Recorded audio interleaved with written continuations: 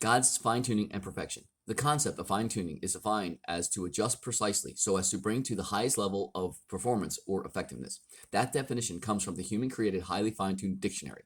Highly fine-tuned descriptive dictionaries filled with the highly fine-tuned definition of words. Words that are highly fine-tuned to represent ideas, objects, actions, and concepts, allowing human communications abilities to be fine-tuned and make sense of the world. Words created with highly fine-tuned letters, all created by humans. Now that I've explained what fine-tuning is, I will give an example of something that can be fine-tuned. A naturally aspirated engine is an internal combustion engine that draws air into the cylinders using only atmospheric pressure. Human beings have the ability to fine-tune or to adjust the engine so precisely as to where the engine runs to the highest level of performance, as described by the human being's definition of performance and effectiveness.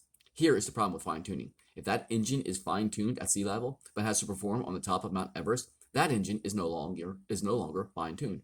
Fine-tuning is situational, context-dependent, meaning something's performance depends on the specific situation, background, or environment in which it occurs. The concept of perfection is defined as the condition, state, or quality of being free or as free as possible from all flaws or defects. I will give an example of perfection. I sew the perfect snowsuit. Every stitch is perfect. The materials are perfect. The thread is perfect. It is perfectly sized to fit me. It is flawless. I board a plane thinking I am going to the Arctic in the middle of the winter and get dropped off in the middle of the Mojave Desert or the middle of the Pacific Ocean. How perfect is my snowsuit now? The character God is imaginary and too stupid to fine-tune anything, much less the universe. Think about it. Bye.